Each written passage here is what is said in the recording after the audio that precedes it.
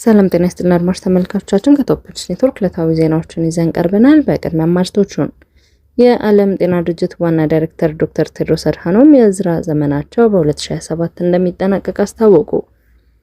በበጀት ዓመቱ ከ14 ልዩ ኢኮኖሚ ዞኖች $270 ሚሊዮን ማግኘቱን የኢንዱስትሪ ፓርኮች ልማት ኮርፖሬሽን አሳወቀ። ሁለት የኢትዮጵያ የተባበሩት መንግስታት የሰላም አስከባሪዎች በደቡብ ሱዳን በደረሰባቸው የደፈጣ ጥቃት ተገደሉ። የፕሪቶሪያ አደራዳሪ ኦሉሴጉን ኦባሳንጆ በትግራይ ክልል ድንገተኛ ጉብኝት ማድረጋቸው ተገለጸ። ሩሲያ በዩናይትድ ኪንግደም የድሮን ማምረቻ ላይ ጥቃት ልትፈጽም እንደምትችል ማስታወቂያ ተሰጠ። የዓለም ጤና ድርጅት ዋና ዳይሬክተር ዶክተር ቴድሮስ አድሃኖም የስራ ዘመናቸው በ2027 እንደሚጠናቀቅ አሳውቀዋል። የዓለም ጤና ድርጅት ዋና ዳይሬክተር ቴድሮስ አድሃኖም በመጪው የፈረንጆቹ ነሐሴ 2027 የስራ ዘመናቸውን እንደሚያጠናቅቁ ይፋ አድርገዋል። ዋና ዳይሬክተሩ አፍሪካ የራሷን የጤና አጀንዳ በባለቤትነት መምራት እንዳለባትና የውጭ ጥገኝነትን በማስቀረት ራሷን መቻል እንደምትችል ተናግረዋል። ዶክተር ቴድሮስ በአዲስ አበባ በተጀመረው የድርጅቱ ቀጠናዊ ኮሚቴ ስብሰባ ላይ በቪዲዮ ባደረጉት ንግግር እንደገለጹት ኃላፊነታቸውን ከማጠናቀቃቸው በፊት ይህ በዋና ዳይሬክተርነት የተገኙበት የመጨረሻው የቀጠናዊ ኮሚቴ ስብሰባ መሆኑን ገልጸዋል። ከ9 ዓመታት በፊት በ2017 በዚምባብዌ ባደረጉት ንግግር አባል ሀገራት የየራሳቸው የጤና አጀንዳ በመሪነት መያዝ አለባቸው ማለታቸውን ያስታወሱት ዶክተር ቴድሮስ አሁን ላይ ይህ ሀሳብ አፍሪካ የራሷን ጤና በፋይናንስ የምትደግፍበት፣ የምታስተዳድርበትና የምታቀርብበት መሰረታዊ መርህ እየሆነ መምጣቱን ተናግረዋል። አህጉሪቱ አሁን ላይ ወሳኝ በሆነ ለውጥ ምዕራፍ ላይ እንደምትገኝ የገለጹት ዶክተር ቴድሮስ አፍሪካ ከምታገኘው የውጭ እርዳታ ይልቅ በገንዘብ ዝውውርና በከፍተኛ የዕዳ ክፍያ ምክንያት የምታጣው ሀብት በእጅጉ እንደሚበልጥ ጠቁመዋል። የጤና ታክሶችን በአግባቡ በመጠቀም አፍሪካ የሕዝቧን ጤና በራሷ አቅም በመደገፍ እንደምትችል ዶክተር ቴድሮስ በንግግራቸው ገልጸዋል። ዶክተር ቴድሮስ ሁላችንም በጋራ የምንፈልጋት ጤናማ፣ ደህንነቷ የተጠበቀና ፍትሃዊ የሆነች አፍሪካን መገንባት አለብን ብለዋል። በበጀት ዓመቱ ከ14 ልዩ ኢኮኖሚ ዞኖች $270 ሚሊዮን ማግኘቱን የኢንዱስትሪ ፓርኮች ልማት ኮርፖሬሽን አሳወቀ። የኢንዱስትሪ ፓርኮች ልማት ኮርፖሬሽን በሚያስተዳድራቸው 14 ልዩ ኢኮኖሚ ዞኖች ውስጥ በበጀት ዓመቱ ለውጭ ገበያ ከቀረቡት ምርቶች $270 ሚሊዮን ገቢ ማግኘቱን አሳውቋል።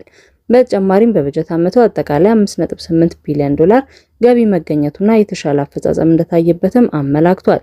የኮርፖሬሽኑ የኮሚኒኬሽን መምሪያ ኃላፊ አቶ ጳውሎስ በለጠ ለውጭ ገበያ ከቀረቡ ምርቶች የተገኘው $270 ሚሊዮን ካለፈው ዓመት ጋር ሲነጻጸር ቅናሽ አሳይቷል ሲሉ ተናግረዋል። ለገቢው መቀነስ ምክንያት የሆነው የሀገር ውስጥ ባለሀብቶች ይበልጥ ለማበረታታትና በድሬዳዋ ነፃ ንግድ ቀጠና እንዲሰማሩ ትኩረት ተሰጥቶ በመሰራቱ እንደሆነ አስረድተዋል። ዘርፉን የተቀላቀሉ የሀገር ውስጥ ባለሀብቶች ቁጥር ከፍተኛ ቢሆንም ያስመዘገቡት የኢንቨስትመንት ካፒታል አነስተኛ እንደሆነ አቶ ጳውሎስ አክለው ገልጸዋል። በደቡብ ሱዳን ጆንግሌ ግዛት ሰኞ በደረሰ የደፈጣ ጥቃት 2 የኢትዮጵያ ሰላም አስከባሪዎች ሲገደሉ ሌሎች 7 ደግሞ መቁሰላቸውን የተባበሩት መንግስታት ድርጅት አሳውቋል። ይህም በተያዘው የአውሮፓውያኑ ዓመት በዓለም አቀፍ ደረጃ በስራ ላይ ያሉ የተገደሉ የሰላም አስከባሪዎች ቁጥር ወደ 9 አድርሶታል። ከተጎዱት መካከል 3ቱ የተባበሩት መንግስታት የሰላም አስከባሪዎች፣ 2ቱ የደቡብ ሱዳን ፖሊሶችና 2ቱ የሲቪል ሰራተኞች እንደሚገኙበት የድርጅቱ ዋና ጸሐፊ ቃል አቀባይ ስቴፋን ዱጃሪች በሰጡት መግለጫ ተናግረዋል። ጥቃቱን ማንነታቸው ባልታወቀ ታጣቂዎች የተፈጸመ መሆኑና ፓትሮሉ ወይም የክትትል ቡድኑ ሆን ተብሎ የተላመደ ይመስላል ብለዋል። እነዚህ ድርጅቶች በአካባቢው ያለውን ዘላቂ የሰላም ችግር ለመፍታት ከሚያደርጋቸው መደበኛ የክትትል ስራዎች አካል ናቸው ብለዋል ቃል አቀባዩ። የተባበሩት መንግስታት የሚመለከታቸው አካላት ጥፋተኞችን ለፍርድ ለማቅረብ አጣዳፊና አጠቃላይ ምርመራ እንዲያደርጉ መጠየቁን ዱጁሪች ገልጸዋል።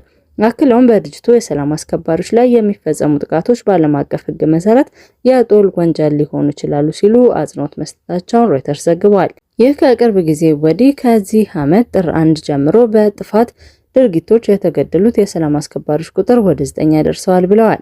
በደቡብ ሱዳን በመንግስታቱ ድርጅት ሰራተኞች ላይ የሚፈጸሙ ጥቃቶች አልፎ አልፎ የሚከሰቱ ቢሆንም ከዚህ በፊት ካልተከሰቱ አይደሉም። በተለይም የድርጅቱ ተንቀሳቃሽ ቡድኖች በማህበረሰቦች መካከል በሚያደርጉት ግጭት፣ በታጠቁ ወጣቶች እንቅስቃሴና ከወታደራዊ ኃይሎች ጋር በሚያደርጉት ግጭቶች በተጎዱ አካባቢዎች ይንቀሳቀሳሉ።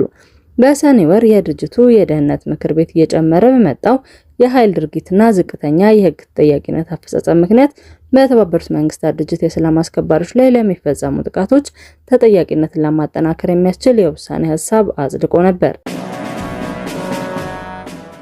የፕሪቶሪያ አደራዳሪ ኦሉሴጉን ኦባሳንጆ በትግራይ ክልል ድንገተኛ ጉብኝት ማድረጋቸው ተገለጸ።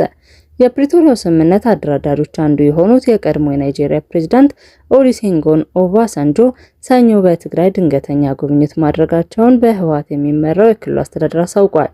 ህወሓት መሩ አስተዳደር ከፌዴራል መንግስት ጋር ውይይት ለመጀመር መሰረታዊና ቁልፍ ናቸው ያሏቸውን ቅድመ ሁኔታዎች አስቀምጠዋል። ሰኞ ነሐሴ 18 2018 የተደረገው የኦሉሴጉን ኦባሳንጆ ጉብኝት አስቀድሞ በመደበኛ መርሃ ግብርና በቀጠሮ የተያዘ እንዳልነበር በህዝባዊ ወያኔ ሓርነት ትግራይ ሊቀመንበር ዶክተር ደብረጽዮን ገብረሚካኤል የሚመራው አስተዳደር ማክሰኞ ባወጣው መግለጫ አሳውቋል። በቀድሞው የናይጄሪያ ፕሬዝዳንትና በዶክተር ደብረጽዮን መካከል የተደረገው ውይይት በህወሓትና በፌዴራል መንግስት መካከል የተፈጠረውን ውጥረት ማርገብ ላይ ያተኮረ እንደነበር መግለጫው ያመለክታል። የህወሓት መሩ አስተዳደር ፕሬዝዳንት ዶክተር ደብረጽዮን ባለፈው ሰኞ ኦባሳንጆ ወደ መቀሌ በተጓዙበት ወቅት በተደረገው ውይይት መሰረት ትርጉም ያለው ክትትልና ቁጥጥር ባለመደረጉ ደስተኛ እንዳልሆኑ እንደገለጹላቸው ጠቅሰዋል። ሁኔታው ወደ ከፋው ውጥረት ማምራቱን አንስተዋልም ተብሏል።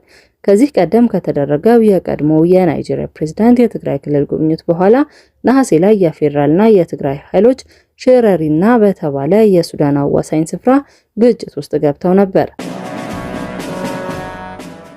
ዩናይትድ ኪንግደም የረጅም ርቀት ሚሳኤል ንድፎችን ማለትም ለማምረት የሚረዱ እቅዶችን ለዩክሬን አሳልፋ ለመስጠት መስማማቷን ተከትሎ ሩሲያ ለዩክሬን ድሮኖች የሚያመርቱበት የሀገሪቱን ፋብሪካዎች በማይታወቁ አካላት ጥቃት ሊሰነዘርባቸው እንደሚችል አንድ የክሬምሊን አማካሪ አስጠነቀቁ።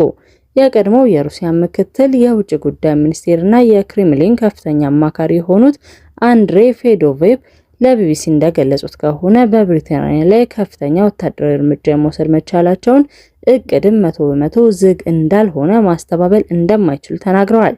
እንደ አማካሪው ገለጻ ከሆነ የሩሲያ ምላሽ የሳይበር ጥቃቶችን ወይም ለዩክሬን ድሮን የሚያመርቱ የብሪታንያ ፋብሪካዎች ላይ የሚደርሱ ጥቃቶች ሊጨምር ይችላል። ሩሲያ የዩናይትድ ኪንግደም ውሳኔ በጦርነት ውስጥ ቀጥተኛ ወታደራዊ ጣልቃ ገብነት እንደሆነ አድርጋ ታይዋለች የተባለ ሲሆን ቃል አቀባዩ ብሪታንያ በእሳት ላይ እንጨት እየጨመረች ነው በማለት ከሰዋል። የዩናይትድ ኪንግደም ጠቅላይ ሚኒስትር አንዲ በርንሃም ሰሞኑን በኪየቭ ባደረጉት ጉብኝት ለዩክሬን ከሚሰጠው ድጋፍና ከሩሲያ ጋር ያለውን ግንኙነት ጋር ተያይዞ ለቀረበላቸው ጥያቄ በመጀመሪያ እሳቱን የለኮሰው ማን ነው ሲሉ በመጠየቅ ሩሲያ እንደ አውሮፓውያን አቆጣጠር በ2022 የጀመረችውን ወረራ አስታውሰው ድጋፍ ከማድረግ እንደማይቆጠቡ ጠቁመዋል። አድማጭ ተመልካቾቻችን ከቶፕ ኒውስ ኔትወርክ ለዕለቱ ያዝናቸው ዜናዎች እነዚህ ነበሩ። መልካም ቆይታ።